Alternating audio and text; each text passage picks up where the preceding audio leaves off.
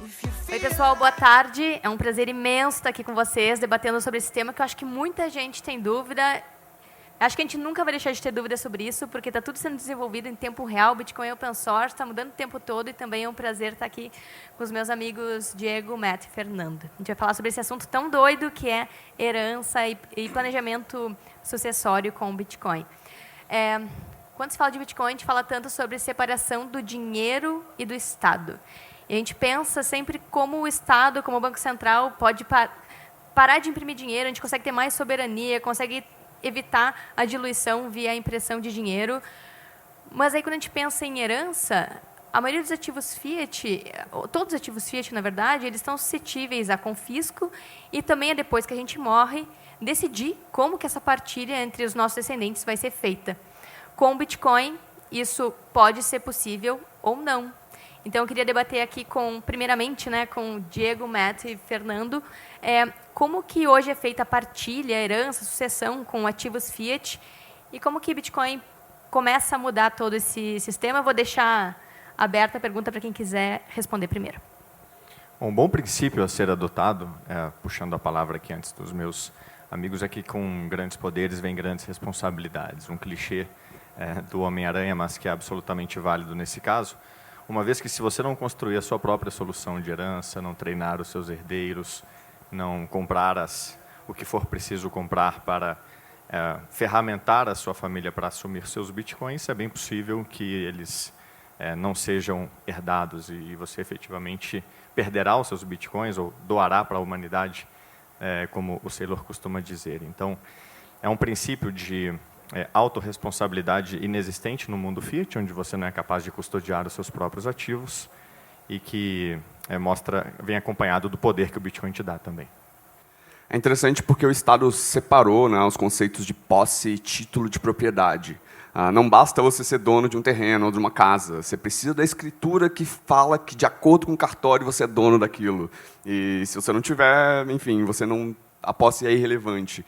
Isso, acho que essa separação surge do conceito de que o Estado é o protetor da propriedade privada, o que é falso, mas enfim, não vou entrar no lado filosófico de propriedade privada, mas essa separação acho que é o que mais diferencia o mundo Fiat do mundo do Bitcoin. No Bitcoin não existe esse conceito de você precisar de um título de propriedade falando que aquela UTXO é seu. A blockchain é auto-evidente. Se aquele Bitcoin enfim, naquele endereço, se aquela transação é válida, se os nodes estão validando aquela transação, isso é suficiente. Você não precisa de um cartório para validar que aquilo é verdade.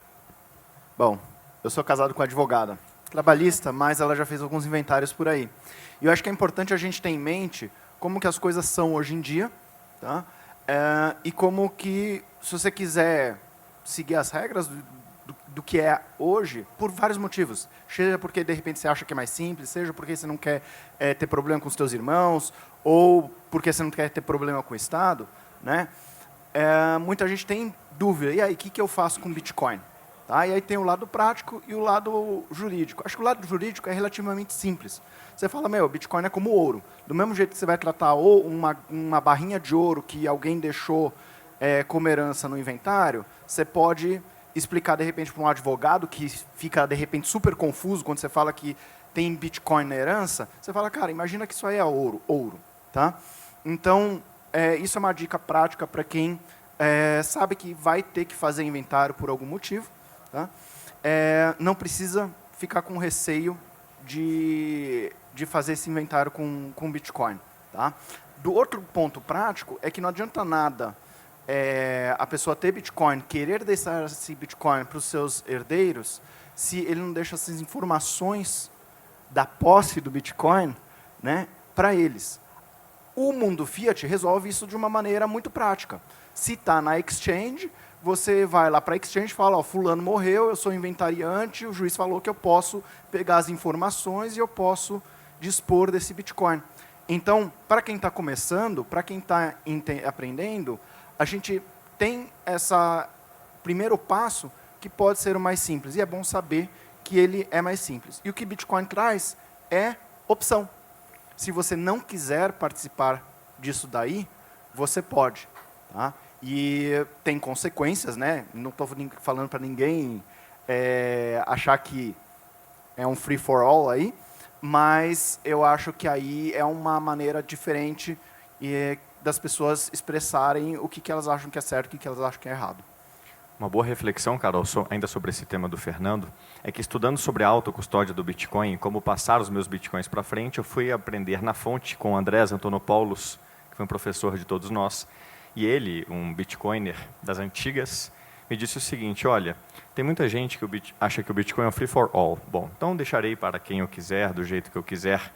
E o que ele viu ao longo dos últimos 12 anos ensinando foi que, na prática, quem pensava assim, sem nenhum respeito ao arcabouço legal, a herdeiros legais, acabava deixando na prática o Bitcoin para os advogados.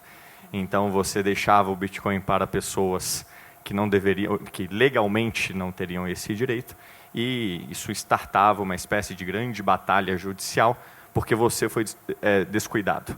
Então, não sejam descuidados, usem a tecnologia a seu favor. Ela traz opções, como o Fernando disse, mas, de novo, não é um free for all. E Bitcoin ele abre uma possibilidade que até então não existia com ativos fiat, né? A pessoa morreu, não falou para ninguém que ela tinha Bitcoin, não deixou as suas seeds, ou não comunicou a ninguém, não orientou seus descendentes. E, de alguma forma, ninguém sabe que ela tinha Bitcoin, e os Bitcoin podem morrer com a pessoa se essa seed não for encontrada por ninguém, né? Vocês acham que isso pode mudar os incentivos? Porque o que a gente observa hoje é que, depois que a pessoa morre, a família começa a se degladiar para ver como é que vai ser partilhada a herança. Vocês acham que vai começar um movimento diferente? Como a família sabe, de alguma forma, já conversou sobre Bitcoin, os incentivos guiam para as pessoas começarem a tratar bem as pessoas em vida, porque sabem que lá na frente podem não ter acesso a esses Bitcoin. Como vocês veem esses incentivos nas relações das pessoas, que é o que eu acho que as pessoas não debatem muito hoje em dia, é um ponto que me chamou a atenção quando eu estava refletindo sobre esse assunto do painel. Como o Diego falou, acho que no Bitcoin você precisa ser proativo, né, e tomar essas decisões em vida, porque se você não tomar essas decisões agora, a chance de aqueles Bitcoins ficarem perdidos para sempre é muito alta. Então, à medida que você precisa, de fato, tomar as decisões em vida, você precisa se preparar para esses conflitos, que em outros casos você poderia, tipo, durante o processo de inventário, eles resolvem os conflitos entre meus beneficiários e tudo mais. E agora essa não é uma opção. Se você não decidir isso antes, se você já não planejar a ordem, enfim, quem vão ser os beneficiários principais e tudo mais, a chance de esse Bitcoin ficar perdido para sempre é muito alta. Então, acho que ele traz um incentivo bom, positivo, para você pensar na herança desde o começo. E ver como é que as pessoas te tratam antes, né? Mas tem também um ponto que, quando você começou a falar, eu pensei num outro aspecto, que é o seguinte: um jeito de você garantir que teus bitcoins não morram com você, mas que, por outro lado, ninguém possa tomá-los de você enquanto você ainda está vivo, é utilizar multi-assinaturas, né? Então, acho que se todo mundo que está aqui já pensa em autocustódia, começa a estudar sobre multi-assinatura, porque isso tem implicações muito legais em vários aspectos, inclusive esse. Porque é um jeito que é muito evidente de você... Pronto, parou, volta. Um jeito de você usar a tecnologia a seu favor é que você pode deixar uma parte do segredo que controla essas carteiras com diversos herdeiros. E eles só vão poder ter acesso àquilo ali se eles colaborarem uns com os outros. Então, talvez, quem sabe, na partilha, eles não são mais... amigáveis uns com os outros, além de com você em vida. Mas, assim, sei lá, gente, tratem seus filhos bem, vai. Ou como diria um grande amigo meu, se o teu filho não te honrar e não te obedecer, é ou não é? E, basicamente, é um realinhamento dos incentivos para que... Eu digo isso em algumas lives.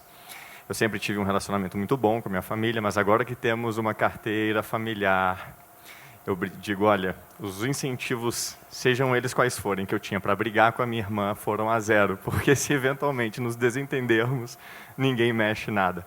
É uma forma bem divertida de dizer que não só o Bitcoin reestrutura os incentivos do indivíduo, que agora abaixa a sua preferência temporal, como também ele alinha os incentivos para os laços familiares serem reconstruídos de uma forma...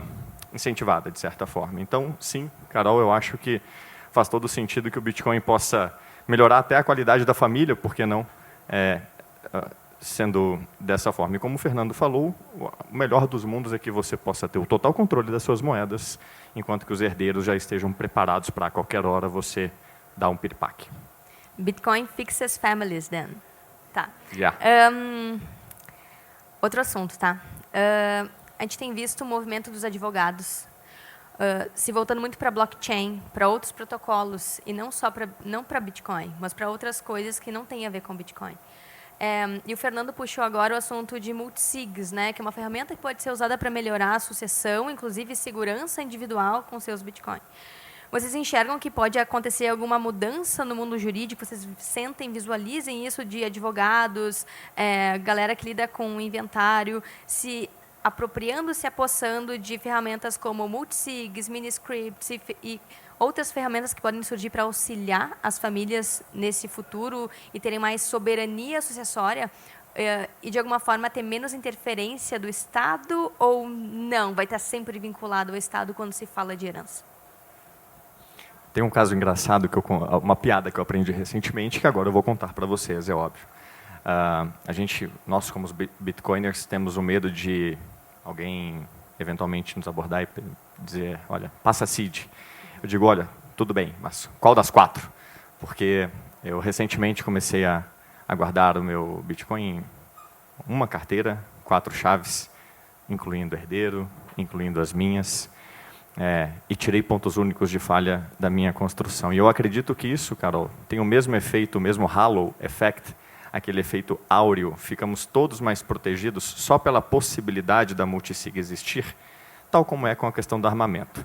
Se todo mundo pode ter arma aqui nesse bairro, e ter arma aqui nesse bairro é barato, e eu sei que muita gente tem, você não precisa ter arma, porque eu, como bandido, vou pensar 2, 3 vezes antes de entrar na sua casa, uma vez que quase todo mundo tem.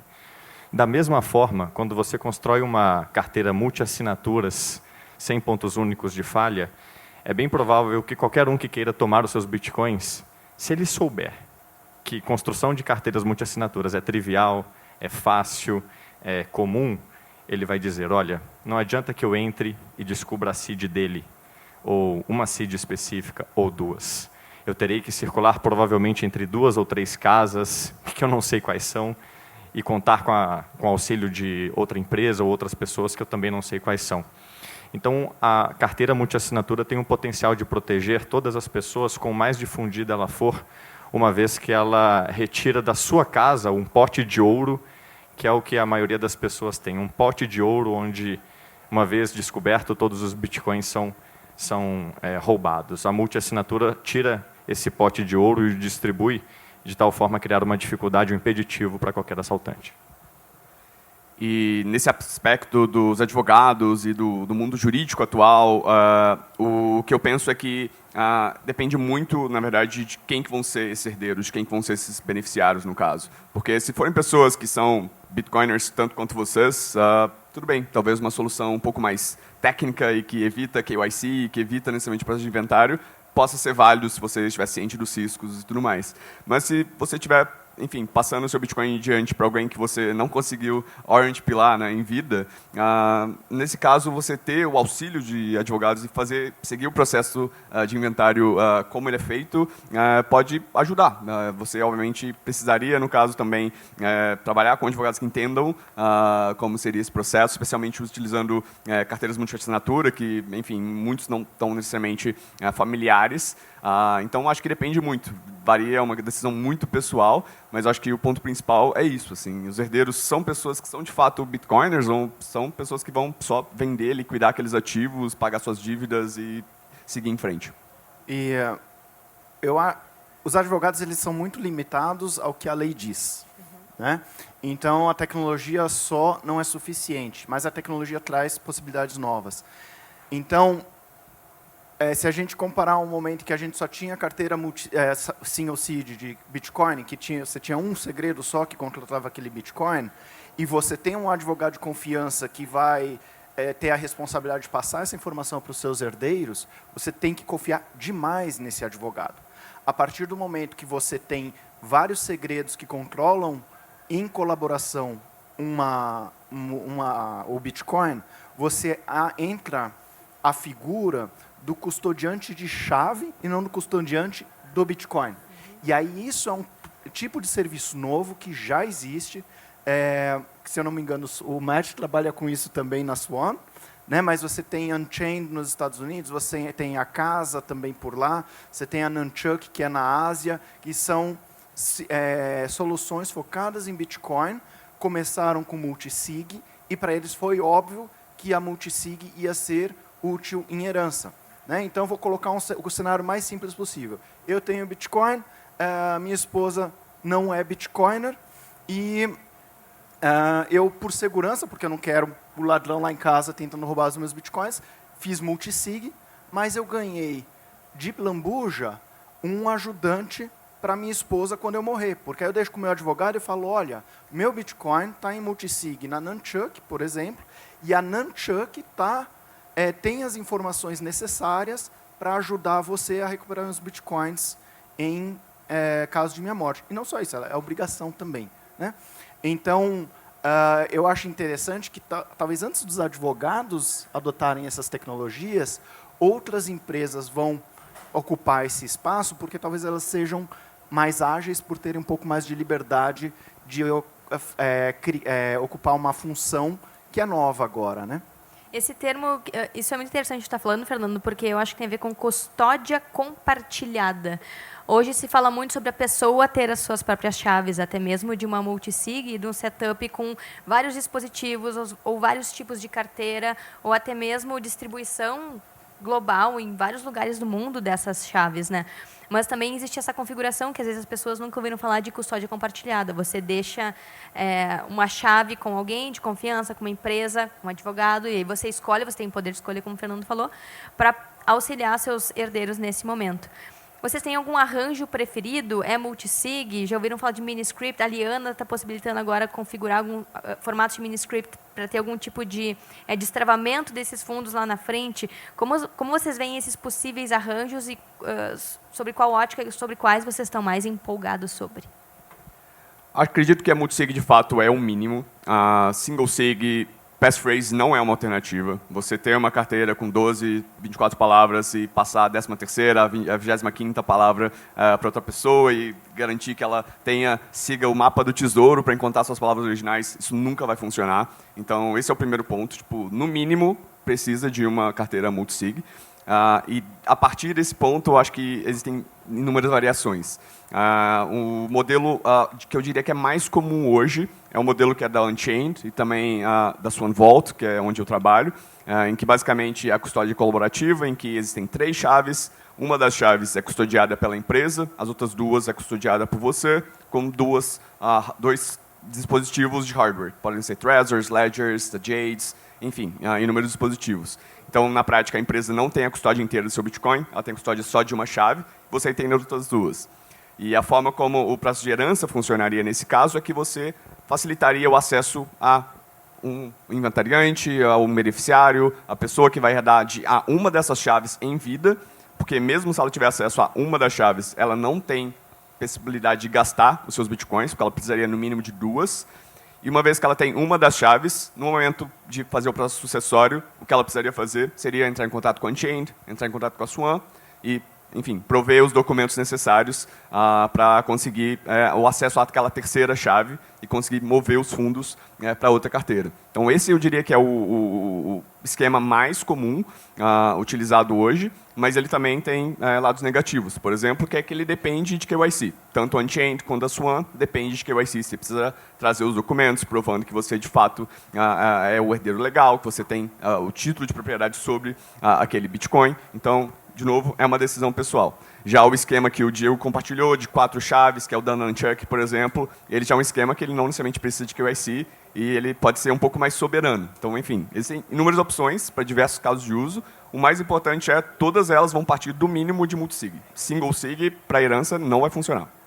Uma estatística interessante é que a maior parte dos bitcoins perdidos não é sob uma arma na cabeça ou uma invasão de uma casa. É um tiro no pé de alguém que resolveu guardar os bitcoins de uma forma mais complexa do que ele saberia lidar, ou guardar os bitcoins de uma forma mais complexa do que o herdeiro saberia lidar. Porque uma vez que você está falando de herança, O que importa não é o seu nível técnico somente, mas o nível técnico também do seu herdeiro. Então, qualquer que seja a solução que você pretenda usar para guardar os seus bitcoins e garantir que eles sejam herdados pelos herdeiros, deve estar dentro da capacidade técnica sua de recuperar os seus próprios fundos e do herdeiro de manusear essa herança. Eu vou reforçar o começo da fala do meu amigo Matt. Se você está achando esse papo de multi-assinaturas um saco, na verdade é o seu cérebro primitivo exercendo a preguiça natural para tudo que é novo, porque é o default, é o padrão, é o mínimo. Seed mais passphrase é uma solução amadora, no mínimo, e eu vou colocar de outra forma. A seed mais passphrase é uma forma burra, não tem outra forma de dizer, porque é uma 2 de 2. Você construiria um cofre de 2 chaves, onde as 2 são precisas para que você resgate o que está lá dentro? Não, 2 de 2 soa inadequado, porque é inadequado. Você está tendo no formato seed mais passphrase, que é comum, o pior dos 2 mundos.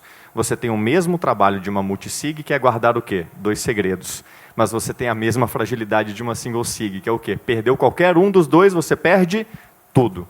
Então, se você já tem capacidade de guardar 2 segredos, confie em você mesmo. Adicione mais um segredo, construa uma 2 de 3 e tenha uma redundância. Espaço para errar, espaço para falhar, espaço para dar alguma coisa errada. E não tenha preguiça, não tenha medo. A Nunchuck, por exemplo, que é a solução que eu uso para mim e para minha família, a solução que eu recomendo assim na ponta da língua, ela oferece formas fáceis e acessíveis para você construir soluções multi-assinaturas e englobar seus parentes nesse ambiente onde você vai ficar tranquilo que eles terão suporte na eventualidade da sua falta. Eu tenho uma dica também em relação a como começar a pensar nisso daí, né? Primeiro que a gente tem que passar na morte em vida e a gente não gosta de fazer isso, né? Mas precisa. Depois conversar com os seus familiares. E um passo a passo legal de como fazer isso é o livro Crypto Inheritance Planning, da Pamela Morgan. Tá? É esse azulzinho aqui na Amazon, dá para comprar em Kindle e audiobook. E ela, se eu não me engano, era ou é ainda a esposa ou noiva do Andrés Antonopoulos, que a gente estava falando antes. Perfeito. Então, é uma pessoa que entende muito de cripto. Esse livro já é um pouco mais velho, então acho que não entra na parte de multi-assinatura, mas o passo a passo deles é... Depois que você olha, você fala, putz, é óbvio. Tá? Mas é muito bom para te dar uma estrutura de como pensar em relação a isso e como começar a fazer, porque a gente veio deixando sempre para depois, para depois, tanto questão de herança, mas também a questão de segurança, né? Que aí, quando a gente vai ver, a gente está com muito Bitcoin numa segurança ruim, a gente se coloca em risco, a gente coloca o Bitcoin em risco, a gente coloca nossa família em risco. Tá? Então, quando você aprende sobre Bitcoin, você aprende sobre tecnologia, você entende a tecnologia. Quando você entende a tecnologia, você fica mais tranquilo, sabendo que se alguém entrar na casa de qualquer dessas pessoas que está aqui no palco, e muitos que estão aí na plateia, e tentar roubar Bitcoin, não vai conseguir. Vai levar a carteira do ladrão. Tá bom, leva. Tá aqui para não levar tiro à toa. Mas não vale a pena. Tá? E se alguém tentar te enganar enquanto você ainda vivo, para tentar, né, nesse caso de herança e sucessão, você tem controle sobre a sua sucessão, porque você tem controle sobre o segredo e a tecnologia que te dá esse poder. Tá, eu vou entrar agora num outro vespeiro, a gente tem só 3 minutos, eu acho que vai ficar para um debate depois aqui do painel. Eu já sabia que esse painel a gente poderia falar por 5 horas, mas meia hora é um desafio para todos nós, que é: herança também tem incidência de impostos. E quando você tem Bitcoin, você pode levar ele para qualquer país. Então, como vocês enxergam a questão da herança e como aplicar a teoria dos jogos quando se trata de levar o Bitcoin para outros países? É uma boa ideia? Não é? Como que vocês lidam com essa possibilidade? Hoje no Brasil, se você for fazer o processo sucessório, você vai acabar tendo que ter documentos públicos, né, durante o processo de inventário. E os bitcoins vão ficar públicos durante o processo. Você não vai estar mais por aqui, mas, porém, os herdeiros vão estar lá, o que eles herdaram e tudo mais. Isso é algo muito problemático do sistema sucessório brasileiro. Existem estruturas legais, como holdings patrimoniais, familiares e tudo mais, mas elas não são tão populares assim. Lá nos Estados Unidos existem trusts, por exemplo, que você consegue ter mais privacidade sobre os bens que você está passando em diante. Então, acho que isso que é importante ter em ciência. Assim, os seus herdeiros não vão ter uma vida muito fácil se você for passar em diante bitcoins que vão ficar em documentos públicos, tudo que você tem. Então, você pensar em, enfim, levar isso internacionalmente e usar uma trust, por exemplo, acho que facilitaria bastante. Em suma, seja organizado, né? Assim, leve a sério o mundo como ele funciona. Eu entendo o racional de você querer ser um rebelde que é contra tudo e contra todos, ou tratar o Bitcoin como free for all. O que você está fazendo é deixando uma bomba para os seus herdeiros que não assumiram as mesmas guerras que vocês, não se candidataram, não se alistaram para as mesmas guerras que você. E o que você vai acabar fazendo, de novo, é deixar os seus Bitcoins para uma batalha legal e que vai inevitavelmente se instaurar. Então, use o Bitcoin de uma forma inteligente para que você possa tirar os benefícios dele e não entregar os benefícios que ele poderia dar para a sua família de bandeja para um sistema que quer te morder de todas as formas. É possível dançar com esse sistema de uma forma sem que você fique pisando no pé dele e ele no seu, se você souber dançar. Então, seja organizado. Eu acho que quanto mais Bitcoin você tem, mais opção você tem. Inclusive a opção de acessar essas soluções bem mais complexas e caras que o Matt comentou. Então, acho que a analogia da dança do Diego é boa, né? Você está num sistema que tem regras, lugares diferentes têm regras diferentes, você tem uma certa flexibilidade de conseguir escolher que regras utilizar, e o Bitcoin te dá talvez um pouco mais de flexibilidade ainda, porque de repente se você quiser quebrar alguma regra propositalmente para se beneficiar de uma regra de um outro lugar e estiver disposto a enfrentar as consequências disso, você pode. Tá? Mas a gente tem que ser realista também, eu acho que o que o Diego falou é muito importante. Os teus herdeiros devem se beneficiar daquilo que você construiu. Então, se de repente você deixar, sei lá, 5 milhões de reais em Bitcoin sem origem comprovada, eles vão ter a tarefa de se tornarem lavadores de dinheiro para poder usufruir daquilo ali com tranquilidade. Há meios, legais, menos legais, ilegais, mas olha a complicação. Então, quando eu comecei falando de que, olha, dá para colocar o Bitcoin no inventário, no sistema tradicional, dá, mas a gente tem opção. E aí fica de cada um, fica de como cada um se vê na sociedade, como cada um entende que regras que fazem sentido, que regras que não fazem sentido. É isso aí, pessoal. Estouramos o tempo. Eu sabia que a gente ia ter muito mais para conversar, mas foi um privilégio e um prazer dividir esse painel com vocês. Obrigado por estarem na CETESConf e a gente se vê lá fora para debater um pouquinho mais. Obrigado, tchau, tchau. pessoal.